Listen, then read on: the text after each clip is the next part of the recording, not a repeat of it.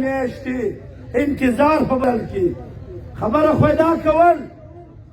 دا برګیډیر ویله ورځه ځم اسلام آباد له زما دې په خپل ذات سره قسم وي که زه د راز ساعته پورې راسم چې چمن ولس دپاره مې اډر نه یې راوړی دا د روژې د مخه که وسو که نه وسو دا روژې له به دا د ولس تکلیف خامخا به موږ دا ولس هیله کوو د دې روژې لپاره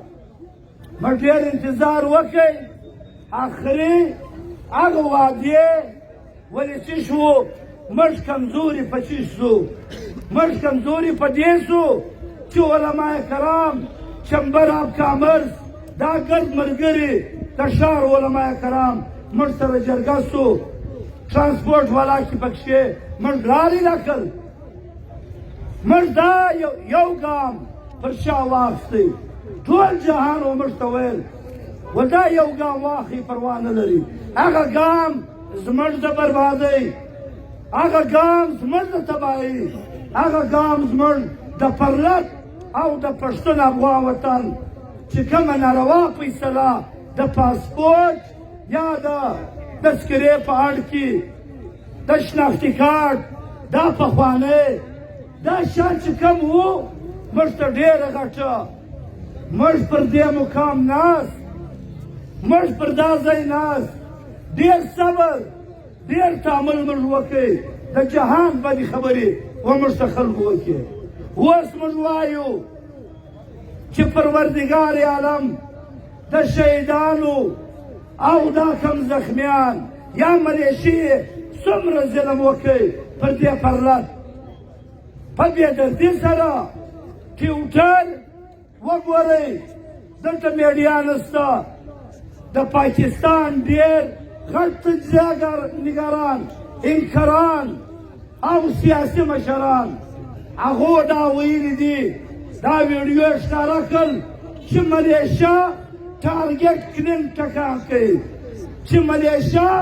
ټارګېټ کړین زموږ ځوانان ونی دا ویډیو چې راله هغه څه وایي چې پر درنه باندې یا پر مظاهره باندې دومره مخامخ ټکان کول او دا په سپینه ورځ کول دا د جنرال ضیا په دور کې دا د مشرف په دور کې دومره ظلم دا پوجانو نه دی کړی موږ سره 1% مچلۍ پرتې دي سرکاري ټول پر هغه باندې مورونه لګېدلي دي دا سرکاري ګولۍ په بازار کې څوک نس خرڅولی دا استعمال څوک نس کولی که موږ عین وګورو د هرې ګولۍ حساب شته دا به د دې سره کېږي که موږ عین وګورو چې پولیس یا لیویز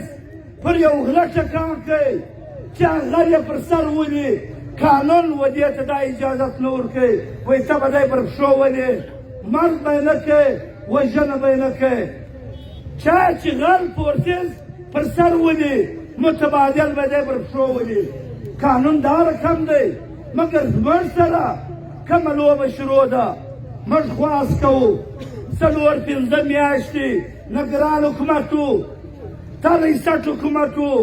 د پوجانو د خوښې حکومت و موږ هېڅ خبره نه کوو چې حاجي العلیم پهلوان امیرمنان دا موږ ټاکلي دي دا به پارلمان له ځي موږ هسې داسې دعوه نه ده چې موږ د پر قدرتي وسایلو باندې جنګ دی